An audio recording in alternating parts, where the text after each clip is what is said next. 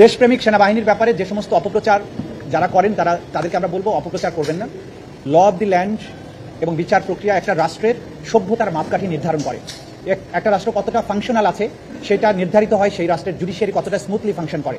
সুতরাং রাষ্ট্রের বাহিনীগুলো আমাদের এই বিচার প্রক্রিয়াকে সমর্থন করা, তাকে স্মুথলি পরিচালনার ব্যাপারে যেটা করেছেন, এটা প্রসিকিউশনের পক্ষ থেকে আমরা সবাই সাহায্য করছেন, তাদের সবার প্রতি আমাদের কৃতজ্ঞতা জানাচ্ছি। তারা যেমন জুলাই আগস্টে নিরস্ত্র ছাত্র জনতার উপরে যে পরিচালিত হত্যাযজ্ঞের সময় তারা যেমন রুখে দাঁড়িয়েছিলেন বা মাঝখানে ভূমিকা পালন করেছিলেন, যেটা জাতি স্মরণ করে, একইভাবে এই যে বিচার প্রক্রিয়া, গুমের বিচার প্রক্রিয়ার ক্ষেত্রেও তারা তাদের সহযোগিতা করছেন, আইনের প্রতি তাদের শ্রদ্ধা দেখিয়েছেন, এটাও আমরা এই আজকের এই সময়ে আমরা উল্লেখ করতে চাই।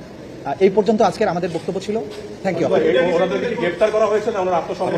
ওনাদেরকে আইন শৃঙ্খলা রক্ষাকারী বাহিনী গ্রেপ্তার করে আজকে আদালতে উপস্থিত করেছিল।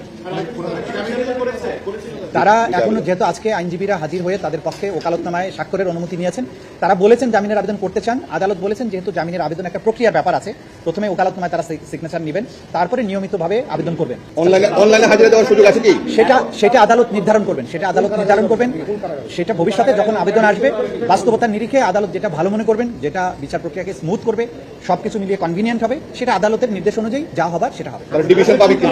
বাকি বিষয়গুলো কারাগারের বিষয় আছে। কারাগারের ব্যাপারে হচ্ছে তাদেরকে কাস্টডিতে প্রেরণের নির্দেশ দেওয়া হয়েছে। কাস্টডিতে প্রেরণ মানে হচ্ছে কারা কর্তৃপক্ষের অধীনে তারা চলে যাবেন। কারা কর্তৃপক্ষ তাদেরকে কোথায় রাখবেন, অর্থাৎ কোন জেলে রাখবেন, কোন সাব জেলে রাখবেন, ঢাকায় রাখবেন না চট্টগ্রামে পাঠাবেন না অন্য কোথাও রাখবেন, এটা অ্যাবসলিউট অথরিটি কারা কর্তৃপক্ষের, অর্থাৎ সরকারের। আদালতের কাজ হচ্ছে তাদেরকে কাস্টডিতে পাঠিয়ে দেওয়া।